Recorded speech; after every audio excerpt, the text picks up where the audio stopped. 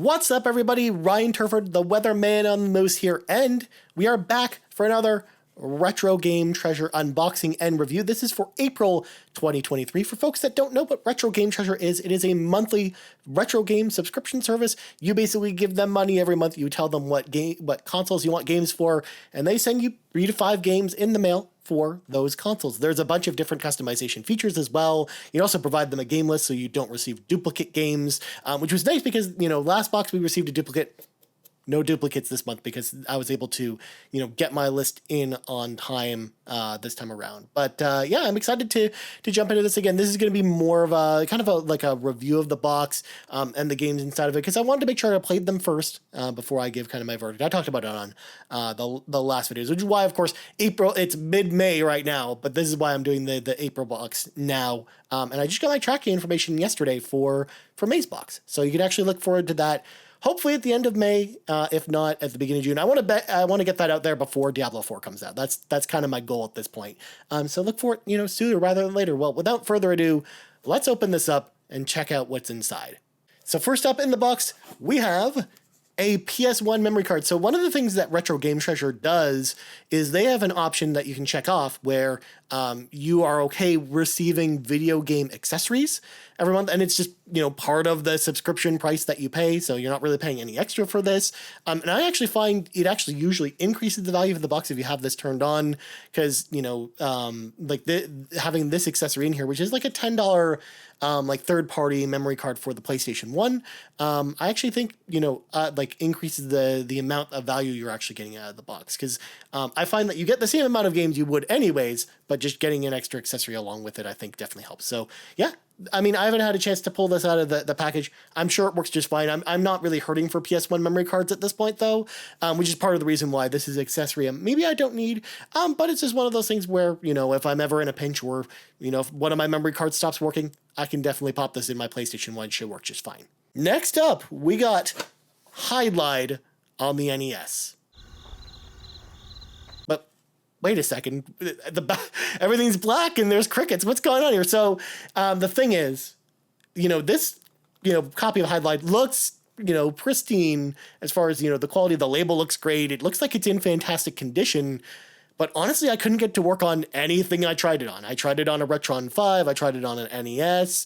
I tried cleaning it. I tried opening the cartridge and checking out the circuit board. And I just couldn't get this to play on anything. So unfortunately, I was excited to check out Highlight. It's a game that I've heard things about because, it's an action RPG, and it's kind of a notorious one. Like, it's one that, isn't, amazing. In fact, it's got its own AVGN episode, so you can definitely tell, like, in the collective consciousnness, a lot of people think of Highlight as a bad game, but I was excited to at least, try it out and, see what it played like, because I've never played it before. I've seen videos on it, but I've never really played it for myself.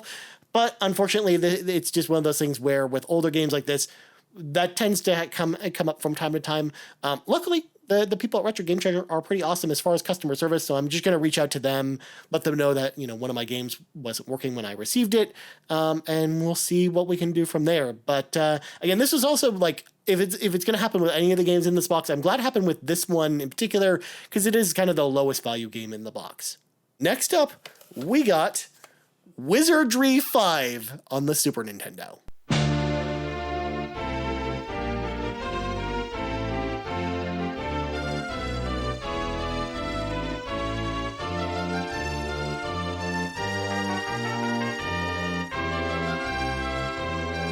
So as you can see from the footage, Wizardry 5 is a first-person role-playing game from Capcom. I didn't know that this was a series that Capcom worked on. I mean, I've seen, Wizardry games out there before, but I didn't know that this was a Capcom game. It was kind of cool to see, the Capcom logo with the little, jingle at the beginning kind of come up. But one thing I've talked about on the RPG Cave before, which is, of course, our weekly RPG podcast, you can check it out right here on YouTube every single week, is that I'm personally not super into first-person role-playing games, and this one didn't really change my mind on it. I went in with an open mind. I was expecting to, I tried to like this one. I tried to get into it, but it was just, there were so many systems layered on top of each other. It felt like I was trying to run like my own mini D&D campaign. So I mean, it just was something I just really didn't really get into, because I didn't really think the combat was that interesting. The exploration is pretty tough if you don't, bar graph, draw out the map yourself. And ultimately, I just found like that a lot of the systems were kind of clunky. So this is one of those games that, even for the time when it came out, and I feel like was, probably a little obtuse and kind of clunky. And I definitely think you would need a guide to play through this now if you really wanted to play through it, unless you just wanted to experiment it with it for hours. But again, it's not personally my cup of tea, but the one nice thing is this game is actually pretty valuable. This is, clocking in at, 25 Canadian dollars at the time of this recording, according to pricecharting.com. So this will actually make really good trade bait if I want to, trade it for something else that I'm actually into. So, but I'm glad I at least gave it a try. And again, even though it's not for me, I at least love trying out new games and getting new experiences. All right, last game in the box. We got 3 games this month, of course. We got Retro Game Treasure Limited Edition cover number 22. Of course, the girl's magic attack from Golden Axe 2. Again, of course, this is what happens when you get a disc-only game from Retro Game Treasure. They have these limited edition covers that they put on it. So let's see what game we really got. We got Crash Bandicoot 3 Warped on the PlayStation 1.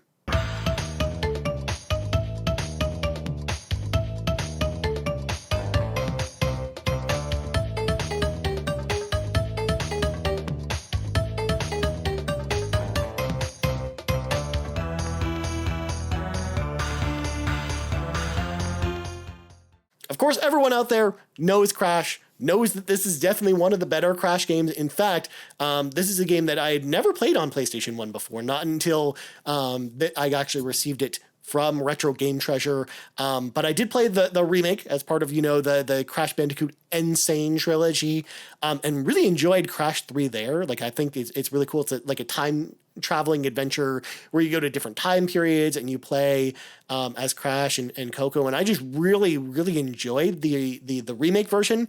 And the original PlayStation version is great too. Like, I had a blast jumping into just to record footage for this video and to really experience it for myself. Like, I had a ton of fun going back and playing Crash Bandicoot 3 Warped. In fact, I actually would say this is probably my favorite Crash game. So I'm actually happy to finally have this in my collection. Yes, it would have been awesome to have, the case and the manual for it, but this is one of those things where, because it's a common enough title, like it's probably going to be pretty easy for me to hunt those things down for myself, if I want to put a complete version together. But again, I'm just happy to have this, and I really enjoyed playing it for the purposes of this video. And it's definitely a game that I can see myself going back to every once in a while. In fact, like, there's a certain charm about it with the PlayStation 1 version, to the point where, like, I almost would rather play this over the new version of the game, especially because you get the classic whoa when Crash Bandicoot dies. So I'm actually excited again to have this in my collection finally.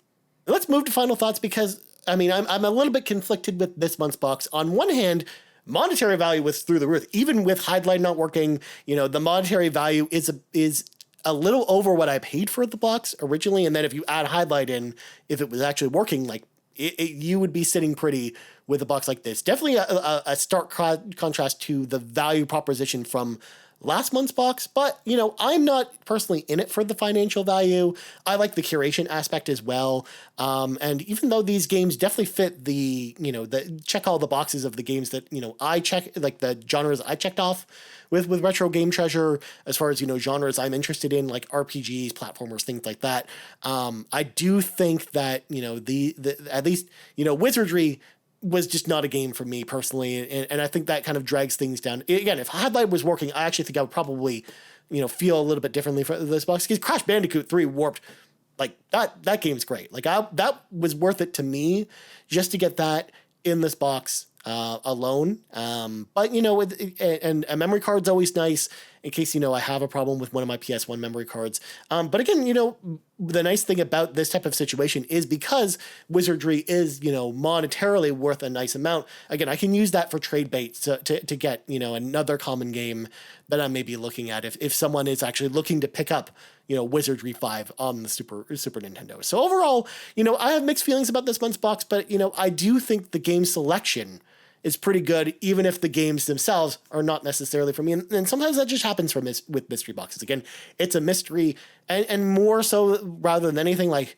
I'm just glad that I got new experiences, games I've never played before, or in, some cases, like Wizardry 5, like, I had never seen that game before. So getting to play, an old game for the first time for me, totally worth it. And that's going to do it for this month's Retro Game Treasure, or I should say April 2023's Retro Game Treasure. Let me know in the comments below what you thought about, this month's box.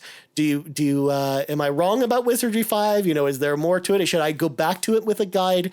I want to know what y'all think about this box. Also, let me know as well if you like this kind of thing. Again, as I mentioned we're in the last video, we're kind of doing this for 3 months, kind of seeing how it goes, and then from there kind of deciding, where we want to go from here with Retro Game Treasure. But, so far I'm enjoying the experience, but I hope y'all are as well. Again, let me know in the comments below. I would love to hear from you. As for me, you can find me on Twitter at Ryan Turford. You can find us on Twitter at Carpool Gaming, right here at YouTube, youtube.com/Carpool Gaming. And of course, podcast services around the globe with all of our podcasts. And of course, carpoolgaming.com, our website as well for all things Carpool Gaming goodness. I'm Ryan Turford. This has been Retro Game Treasure for April 2023, and I'm out.